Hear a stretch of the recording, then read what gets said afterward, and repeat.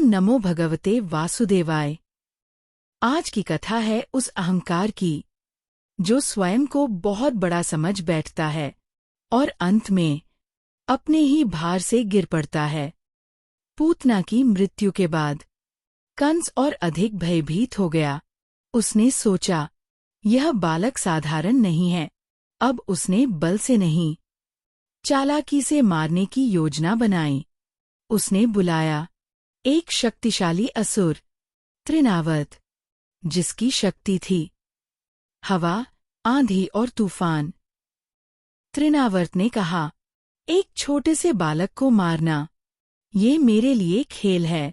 यही अहंकार था जो उसकी मृत्यु का कारण बना।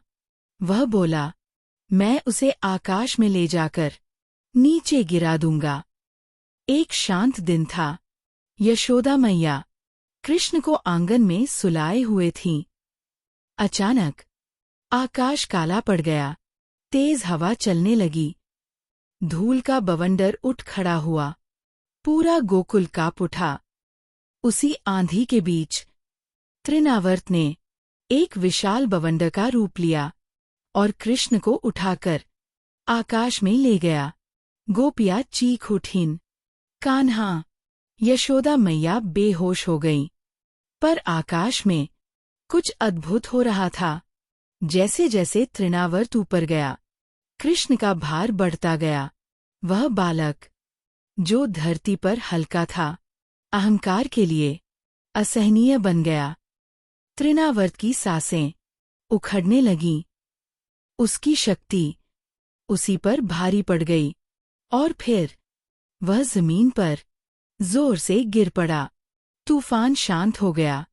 धूल बैठ गई और कृष्ण मुस्कुराते हुए धरती पर सुरक्षित थे।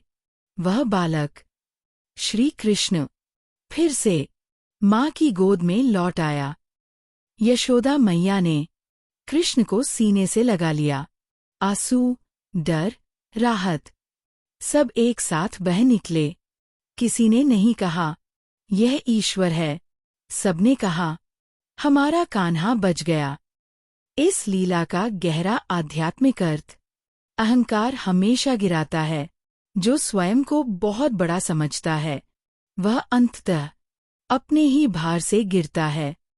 ईश्वर को उठाया नहीं जा सकता।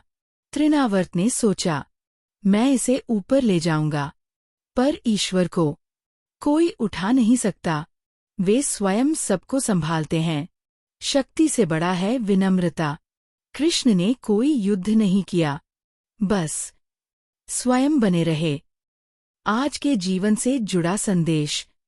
आज त्रिनावर्त हमारे भीतर भी है।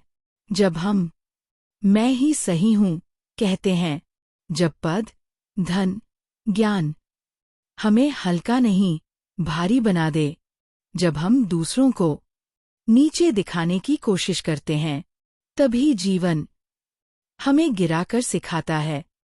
हे कान्हा, मेरे भीतर के त्रिनावर्त को शांत कर दे।